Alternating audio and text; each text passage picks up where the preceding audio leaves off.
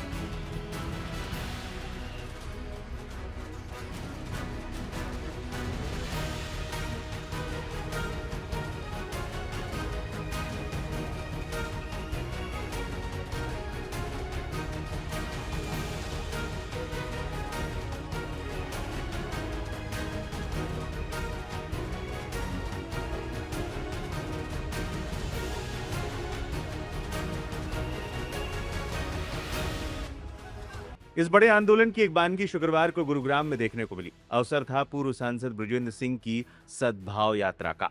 लोकसभा में नेता प्रतिपक्ष राहुल गांधी इसमें शामिल हुए और खांडसा चौक से एसडी स्कूल तक पैदल मार्च किया। इसे जानकार राहुल गांधी का शक्ति प्रदर्शन मान रहे हैं। इस दौरान राहुल गांधी ने एक जनसभा को संबोधित भी किया। जनसभा को संबोधित करते हुए राहुल गांधी ने फिर से भारत जोड़ो यात्रा की याद दिलाई। उन्होंने कहा कि नफरत के बाजार में मोहब्बत की दुकान सिर्फ एक नारा नहीं बल्कि देश की भावना है। लेकिन इस बार राहुल के तेवर और भी कड़े थे। उन्होंने सीधे तौर पर चुनाव आयोग पर सवाल उठाए। राहुल गांधी ने कहा, चुनाव प्रक्रिया में गड़बड़ियां हो रही हैं, लाखों वोटरों के नाम काटे जाते हैं, लाखों फर्जी नाम जोड़े जाते हैं। जनता अब समझ चुकी है। देखिए, हरियाणा के बारे में आप मुझसे अच्छा जानते हो। यहां का चुनाव बीजेपी ने चोरी किया। मध्य प्रदेश, हरियाणा, महाराष्ट्र, अब बंगाल, असम,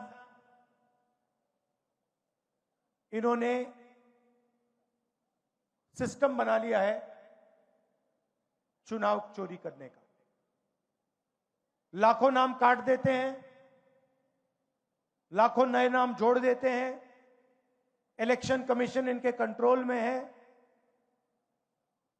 ब्यूरोक्रेसी इनके कंट्रोल में है और ये सोचते हैं कि इनका राज अब रुक नहीं सकता।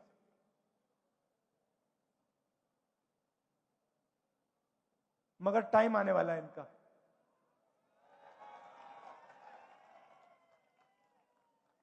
आप देख लेना, इनका टाइम आने वाला है। क्योंकि जनता को यह बात समझ आ गई है कि नरेंद्र मोदी जी, अमित शाह जी देश को बेचने का काम करते हैं। Airport, ports, infrastructure, power plant, अब निकोबार आइलैंड में मतलब पूरा का पूरा वहां पे बेच रहे हैं अदानी जी को। तो जनता को बात समझ आ गई है। इलेक्शन चोरी होता है और फिर आपका धन आपसे छीना जाता है, अदानी अंबानी को पकड़ाया जाता है। मैंने आपसे पूछा कि हरियाणा में सबसे बड़े मुद्दे कौन से हैं। आप हजारों किलोमीटर चले हो और आपने कहा कि हरियाणा में सबसे बड़ा मुद्दा बेरोजगारी का मुद्दा है।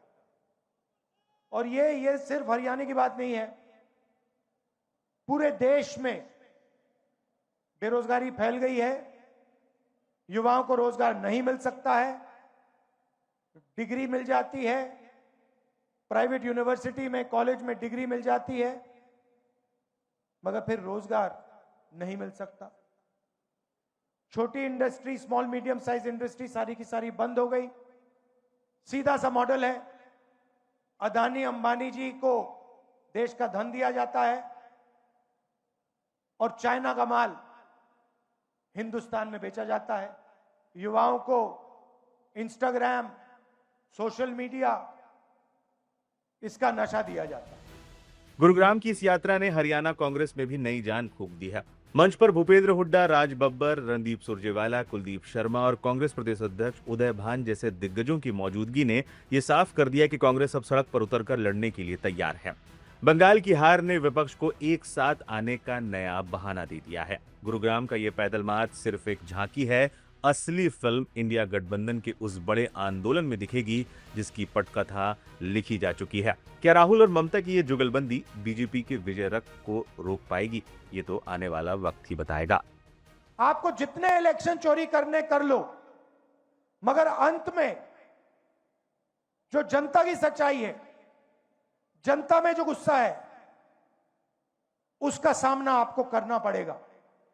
और जनता डिसाइड करती है हिंदुस्तान में क्या होगा।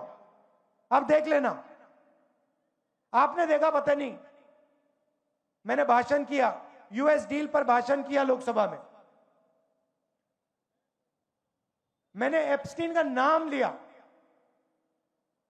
और नरेंद्र मोदी ने अमित शाह को इशारा किया कि भैया इसको, स्पीकर से कहा कि भैया बंद करवा।